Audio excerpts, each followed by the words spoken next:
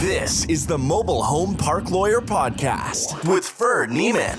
If you're looking to generate wealth and passive income in the lucrative world of mobile home parks, you're in the right place. You'll discover solutions to the common legal and operational pitfalls and how to optimize parks to maximize income. Your host is in the trenches. He's a real estate attorney, financial analyst, and mobile home park investor and operator. Now, let's turn it over to Ferd Neiman. Welcome back, Mobile Home Park Nation. Ferd Neiman here again to another episode of the Mobile Home Park Lawyer Podcast. Got another great guest for you today. Look forward to getting some tips and tricks from the property management software business and getting some insights to what operators are doing on a regular basis. Please help me welcome my guest, Tanner Buuck. Tanner, thanks for coming on, man. Hey, Ferd, thanks for bringing me on. It's good to be here to talk about these property management related topics as it comes to technology. So thanks for having me. Yeah, you bet. Well, maybe tell us a little bit about your background, what you do for a living now, and then we can go from there. Yeah, so my background, I've been working at Yardi the last 6 years. So that's been basically all of my professional career, which has been exciting. So I started at Yardi in the multifamily and commercial space, and then I did a little bit of HOA, and then manufactured housing has been about 4 years of my time at Yardi. So I oversee our sales team at Yardi and oversee everything manufactured housing. Okay, great. So you have clients from all over the country. So hopefully, you can get just kind of some experiences of what's different on the West Coast, Central, East Coast, et cetera. Maybe tell us kind of when people come to you guys, what are some of the challenges they're facing and some of their goals in utilizing your software?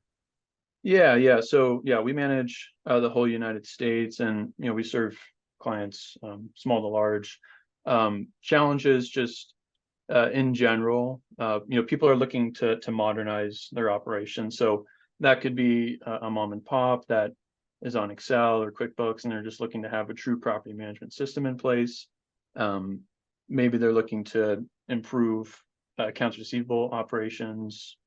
People look at property management systems for resident portal type stuff, or they're looking to improve kind of bringing all of their technologies into one ecosystem. So people sometimes have a lot of different systems that they kind of bounce between, and they like to kind of bring those into one. So overall, people are trying to find ways to save the staff time and give them some more time to work with the residents.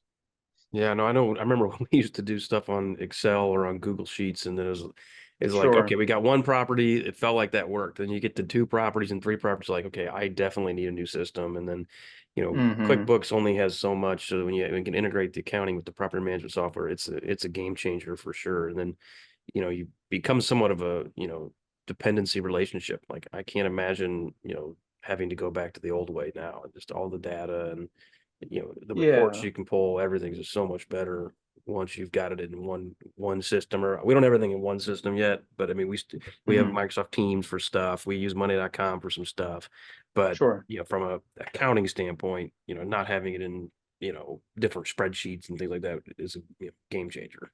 Yeah, and usually one of the biggest roadblocks to people is just getting into those systems. That's implementing a software program, changing your processes, making sure everyone feels good about it. So once you get into a place, that you've got systems in place, then it's a little bit easier to manage all that. But sometimes, we do run into that. But whether it's Yardi or any other property management software company, they're going to have implementation teams. They're going to have best practices to help people get up and running pretty quickly. So generally speaking, those implementations is a little bit of a pain point for people for a short period of time, but it's worth it in the long run. Yeah, no, I'm curious. You mentioned you have some background in multifamily. I feel like the reputation of manufactured housing is it's 10 years behind multifamily on about everything. Are there tools or features or tricks that the multifamily guys consider, day-to-day basic stuff that is not happening in manufactured housing yet? Yeah, I mean, a few things. And multifamily is obviously putting a lot of emphasis on AI today, and I think that's probably a little ways out for manufactured housing, in some regards. But when we talk about one topic that's interesting that I think can be implemented within this market, is getting self-guided tour functionality, or virtual tour related functionality. So for people that are selling homes at the properties, they have home sale departments. If they even want to put like a smart lock on the homes, and open that virtually for people, that happens quite a bit in multifamily. So that's kind of an interesting one, that we've had some questions about from people in the industry that I think could be helpful for people. A couple other AI related tools that have come up, is, and this might be used in, I'm not sure, with other softwares as well, but invoicing. So automating the invoicing process, depending how large your portfolio is, you might have a lot of AP activity going on, loading it into the system and having it read the invoice details for you. So the So you can AP actually team, scan it. You can actually scan in, like, here's my water bill. I can scan it in and it'll create a check and everything like that just based on reading the imagery. yeah, well, it'll enter all the data on the invoice, and then you can proceed with, let me send this to management to approve to make payment, and then we can EFT it out. So that type of technology is becoming interesting to people to see. And then one a little bit longer down the road is having softwares, as we continue to develop them, to do actions and tasks for the staff, at a maybe a more limited level starting out, but telling the software to create a journal entry, or create a payable for me, or whatever it may be, and it can take those instructions and do that. So I think as the industry continues to grow, it is becoming obviously more and more institutionalized by the year. Those operators are going to want to see those types of solutions in place to have more efficiency, I think. Yeah, that'd be huge. And from an accounting standpoint, I feel like more and more people are going to overseas accounting team, and we now have people in Philippines and Mexico that are on our accounting team, because it was so hard to find people in the US that would work and could, Yeah, learn to use the software, and, for a wage that was, affordable, it became harder and harder. But yeah, if you could automate it, oh man, that'd be a game changer. The more you yeah, and the point of, and make sure this is clear, the point of automation for from our standpoint isn't to necessarily replace people, because to your point, there is a lot of turnover on accounting teams and in property management in general. Just that's kind of just what I've seen personally with the companies I've worked with. And so having those automated systems in place to fill in those gaps when when someone leaves and it's hard to fill that position, I mean, that helps your business continue to move forward without having to necessarily backfill all the positions, if you don't have to. But a lot of the point of it is to save your business and your staff time to do more important tasks, and then it can take off those more menial tasks. So Right. Yeah. I mean, you still want a human approving things. I mean, I've used ChatGPT on something this morning and it was wrong. Right. And sure. I was doing a podcast on rights of first refusal, and I asked it for a comprehensive list of all the states. And I happen to know one of the states that there is a right of first refusal, and the robot didn't list it. And I asked him, like, what about this state? And it said, nope, there's nothing in that state. I'm like, okay, well, can't use that for legal research, Yeah. which, so be it. But so besides the, basic AP and data entry from invoices, what kind of other, whether tech or modernization, but what kind of other key features or tools do people, come to you guys for? Or just, are you seeing, the best operators using, say, hey, I need this. Can you guys build it? Yeah. So two big things come to mind. Internally, people are more and more interested in CRM type functionalities. So they want to empower the staff by having more tools to have good follow-ups with prospective renters or buyers of homes at the communities. And so when these when we're talking to companies like this, they might be using or looking at bigger systems like HubSpot, for example, and that might be a little bit out of budget potentially. And so having a CRM separate from the property management tools to track their leads, where are leads coming from? Can we do a better job of targeting this region because we're getting more leads here, or messaging or whatever it may be? So having that data and information is something they're really looking for. And then and integrated into the property management software as opposed to standalone. Yeah.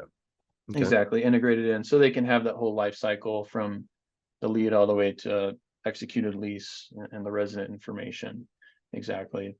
And then on a little bit on the marketing side, some, I mean, it depends on the operator. Some have great occupancy and they're doing great, but there's operators that are purchasing portfolios or single communities, and they need to do infill, or they need to work on fixing the community, then market it out and brand it differently. And so that's why marketing is super important, is being able to brand a community specific website, put all of the nice photos, and even if they're intending on shipping homes there to sell, putting 3D displays of homes on the websites, things like that, to give a good visual of the home itself. And so having that nice branded marketing is important, and people have been talking about that a lot as well. And then the last thing I'll kind of point out with what people are sort of looking into is just what tools can we have to help the residents, just better resident facing experience related things. The websites kind of goes in hand with that, because they want a good experience going through the application workflow. It's simple, it's easy, they don't have to ask a ton of questions, but then giving them, the residents, an app to make their payments, review their lease information, look at community events, things like that, so the residents feel engaged. Yeah, no, I think one of the most valuable features of property management software is the ability to take payments, online. Like, we have almost nobody that's paying via check. We basically tell people no checks. The state requires us to have a paper option. Then we're like, okay, we can give a paper option, but we only have a handful of people. It's just e-pay, and having the tenant portal. And then I remember when we didn't have the tenant portal, we just sent them invoices. We used to post the invoices on the door, and then we'd get a check in the mail, and they'd lose the invoice, and then they'd be calling us, hey, how much is my water bill this month? How much is this? And it's like, I don't know, I'm walking around the park. I don't have that available right now. And now it's just like, don't ask me. It's in your portal. You have it 24/7, etc. So that's definitely helpful. What about collections tools? What are best practices using software to help with collections of rent and things like that? Like, if I'm not just to auto pay, but like, let's say today's the 8th. If somebody hasn't paid rent yet and it's due the 1st, like they're late, what tools are available to help get them to pay? Yeah. So a lot of these softwares have great, just I mean, first of all, like, great way to just have an audit trail of, we sent out the resident statements, they have the charges on the portal. You can see a communication history of that. So posted, we sent an email, we sent a text reminder, all that can be tracked within these softwares to know, we've got this communication. So if you had to deal with a legal issue later on, you've got that correspondence tracking tool to help with that. There are some options, for the residents to pay, alternative options if they don't want to pay through the portal. The other kind of commonly mentioned one is walk-in payment services, where they can pay through a convenience store. So for the folks that don't have a checking account, they can pay that way, and that helps get the rent in on time. But if they're not paying, there are collections agencies that softwares integrate with. The only one that comes to mind that I'm familiar with is Hunter Warfield. And so Hunter Warfield gets a notification that they're going into collection, and then they chase after that payment and all that, and they kind of take it from there. But that's able to interface in with softwares to, if residents are going into a collections issue. But to help residents out, there are tools within the program. So if I need to set a rent deferral schedule, say, you've got this specific issue going on, we understand. Why don't you pay, if your total payment is $800, why don't we, you pay $400 now, and then we'll kind of phase that out through the next couple months if they had a gap in employment or whatever it may be. So there's ways to actually just track it in the software and create a schedule to recover those payments over time. And hopefully those types of solutions can work out for both parties. And then there's the late fee, automated late fee postings, Sure. that you can use in the software as well. So. Okay, well, what about utility bill back? That's something that we really appreciate with ours is, the ability to use remote meters to, get the reading, get the calculation, put it in the system, upload it to the ledger. Does your guys' software have that functionality as well? Yeah, very similar offerings. A big thing in utilities. So it obviously gets complicated. Most operators, it's kind of water and sewer bill backs for the most part. So that's being billed directly from the community. So the meters, can be read through electronically through, most meter companies. That's billed directly to the residents at the same time as their monthly rent charges or whatever else they're being charged for the month. A big thing that we like to emphasize in the utility space is the regulatory review. So we go through a review process, making sure that where the properties are located, we're following the right guidelines and rules. Because we talk to people who come to us that are doing utility management in-house, and they're kind of managing and doing the calculations themselves, maybe in Excel sometimes, and then posting those charges. That can pose a risk because you might not know all the rules and regulations for where the community is located, what you can bill back. Because a lot of people like to try and recover costs of the utility billing at the community. So what we do is we advise on, if the water is we can charge a certain amount over to recover the costs for the service. And so, we give that advice, and then we update on, what changes are made as well.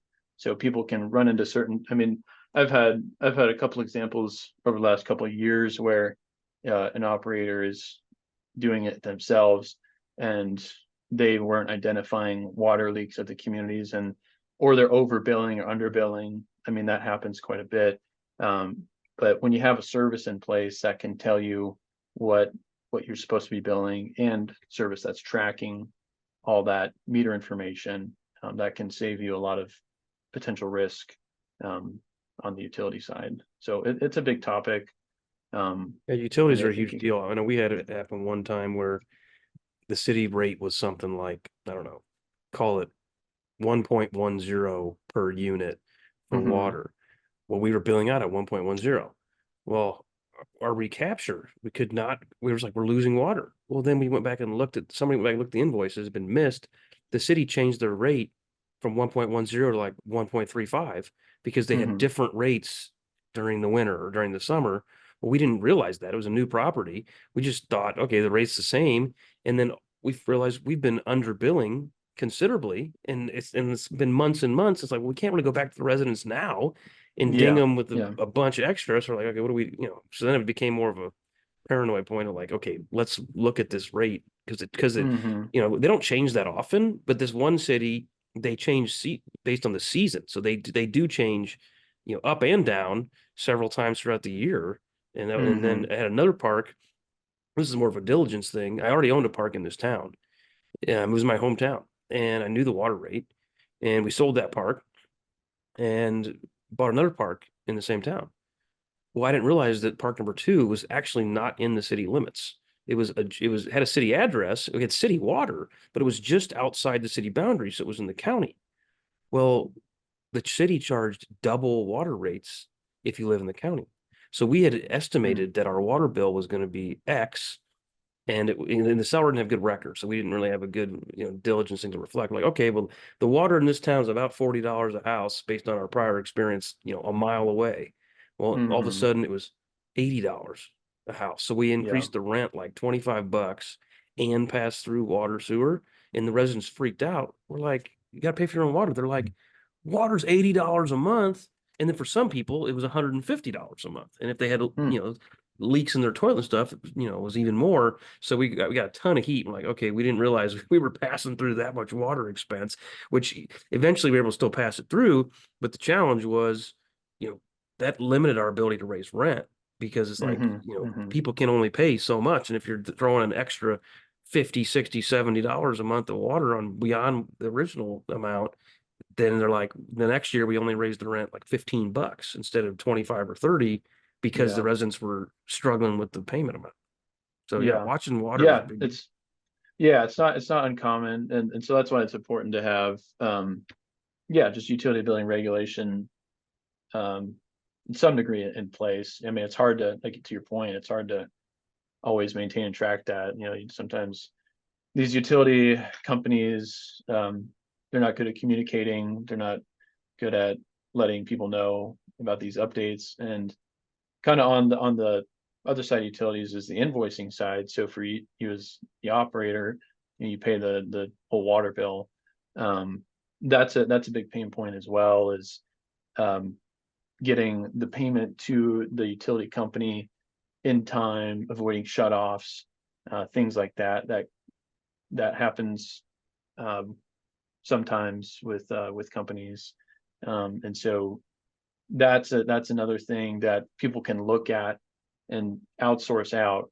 Handle my other accounts payable, like my other invoices, but utilities, we can automate utility payables and make those payments really quickly on behalf of the operator, so they're not worried about shutoffs at communities. What percentage of your operators, they automate, things like that, that are, the utility bill every month, versus, the downside of it is you don't have any eyeballs on it, discretion to see where the money's going. The pro is, of course, it just becomes automated. I've done it both ways, where then it's like, good grief, I had a water bill that was 3x. I wasn't ready for that from a cash flow, but also if I want to fight it or ask for some sort of relief from the city, I can't do that once I paid, because I've had it happen before. I had a massive leak with the water, and I went to the city and I said, hey, can we get some relief on this bill? And they're like, well, since you've never asked before, we do have a rule. It's a one-time grace period,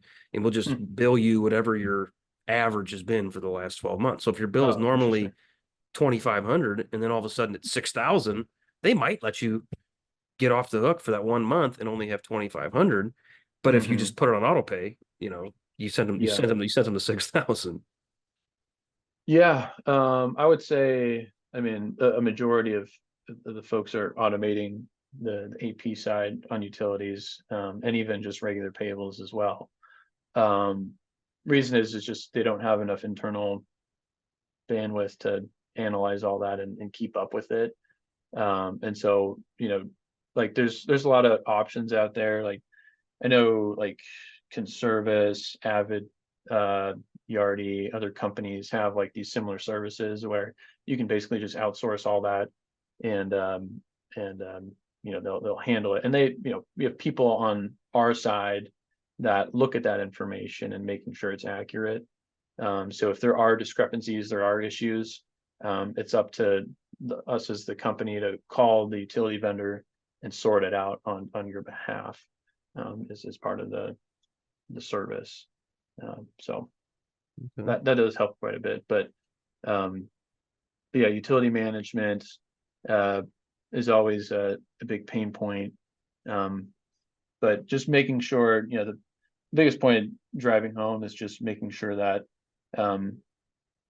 operators are doing the best they can to making sure they're watching this information, making sure they're compliant, because there's a lot of stories of a leak and it costs $10,000, or we overbilled, underbilled, whatever it may be, and we got overbilled, we got to pay them back. all this awful situations, they happen from time to time. Yeah, water is definitely one of my least favorite parts of the business, is just keeping your eyes on that for sure. Yeah. So what other, besides the utilities and CRM and stuff, what other tools do you guys use, or you're trying to develop? Maybe you haven't been able to, maybe you don't have them yet, but what's the next best thing we should be looking for? Yeah, I think the next best thing to be looking for is kind of I mentioned before is ways to automate the business and consolidate your programs. So trying to find solutions in the market that help you see everything in one data set, hopefully. We like to kind of refer it as like a single source of truth. So like if I change something in my if I do a charge and receive a payment, that's going to reflect on all aspects of my systems.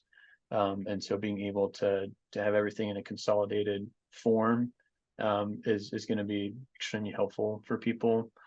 And yeah, looking to the future, I think having things like chatbots on websites, being able to track conversations with people that way, being able to potentially automate your software usage, saving time for the staff, automating the payables process, and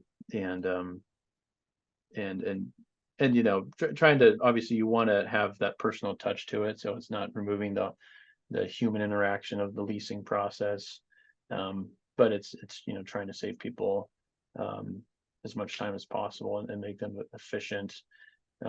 So I think sort of the just overall arching theme is just take a look at what AI tools you can take advantage of that might help your business. Look in areas that you feel like might be lacking a little bit, or just taking up time and seeing what tools you can offer the staff to help save them time and save your business Any specific tools that you're seeing, or you guys have, or you guys are developing concerning like maintenance requests or construction projects? I know we do a lot of rehabs, and just it'd be nice to have better stuff for budgeting and better stuff for photos and videos and attached, but also to be user friendly enough that the average maintenance guy can figure out how to use it. Yeah. So talking on the construction side first, we hear about that more often than general maintenance, because for the most part, it's, the resident owns their home and it's not really the operator's responsibility all the time.